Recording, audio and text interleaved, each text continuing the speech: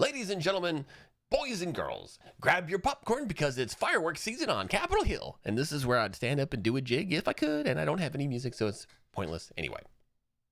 And I'm not talking about just some leftover 4th of July sparklers.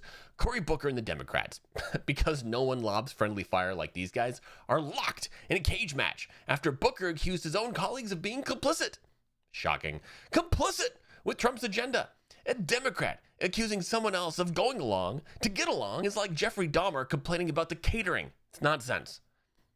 Speaking of complicit, let's check in on CNN.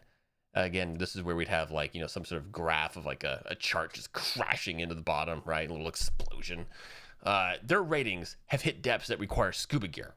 Reruns of home improvement shows are pulling better numbers. I'm not joking. If CNN were a stock, George Soros would be shorting the shit out of it. And maybe that's why they keep rolling out these useless polls. They're low cost, they're low effort, and there's zero accountability. And at this rate, HGTV is closer to shaping public opinion and public policy than CNN ever will. But back to Booker. The man staged the latest episode of Democrats Eat Their Own by claiming police funding bills were biased towards Trump-loving red states. He proposed a budget rework to fix the funding. Democrats call his idea a poison pill, and honestly, hey, they would know. They invented pills paired with government subsidies. I mean, that is their brand to a T. Then there's Amy Klobuchar, hopping into the fray to call out Booker for skipping the judiciary meetings where these bills were hashed out. Imagine showing up late, not just to the work, but to the argument itself, and then crying foul at everybody else. Booker wasn't a no-show. He was like a no-clue. Isn't he in some sort of leadership position over there? Shouldn't he know something about this? But this is more like a crash course in 2028 campaign posturing. The founding fathers are 100% spinning in their powdered rigs right now, asking in their best 18th century voice, can we get a refund on this experiment?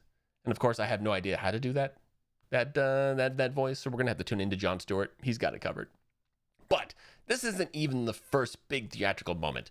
Earlier this year, Booker broke the filibuster record by ranting about healthcare and education for an agonizing 25 hours, droning on and on and on.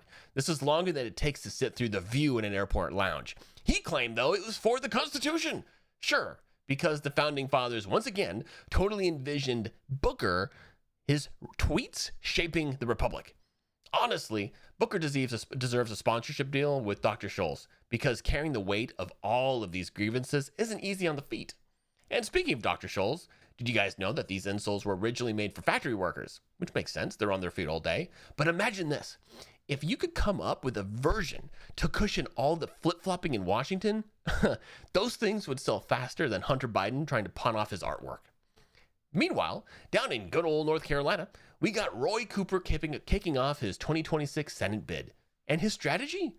Blame the Republicans. Blame them for everything. But step one, blame them for ripping healthcare away from the poor. This is bold talk from a guy who belongs to the party that creates dependency as a form of freedom. Next thing you know, he'll be arguing that socialism fights inflation. Moderates are putting all of their chips onto Cooper to bring sanity, and by sanity, I mean compliance, to the left. They call him pragmatic, but democratic pragmatism is the same as diet soda. It's a different label, but the same bloated results. And remember, Democrats love a good transformation story. If North Carolina flips blue, God forbid, Cooper's moderate policies will have an overnight makeover into Medicare for all cheerleading, open border enthusiasm, and if we're lucky, a ban on everything that's not vegan or locally sourced. By January, free-range parking tickets will be flying off the shelves. I mean, that kind of makes sense, but it actually makes no sense.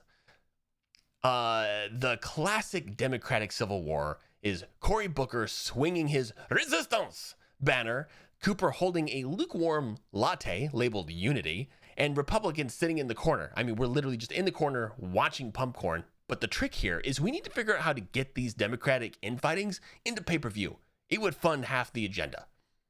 Trump, meanwhile, has baited the Democrats to cannibalize themselves every other weekend, it seems, at this point. Honestly, the man can sell chaos better than Bernie Sanders can sell bumper stickers, and that's an achievement. But at the end of the day, Booker's amendment was withdrawn, the police funding bills passed, and both sides claimed victory as usual. Progressives got their Twitter likes, moderates got their weekend sound bites, and the Democratic Party, well, they got more internal chaos?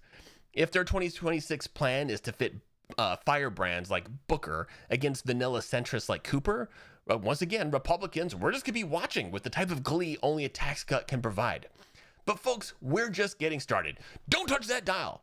Unless you're Cory Booker looking for your relevance, in that case, definitely do not touch that dial. And hey, before you go, make sure you smash that follow button, like this video to support common sense, ring that notification bell so you don't miss actual clarity in these moments of chaos, and comment below with your favorite Booker blooper.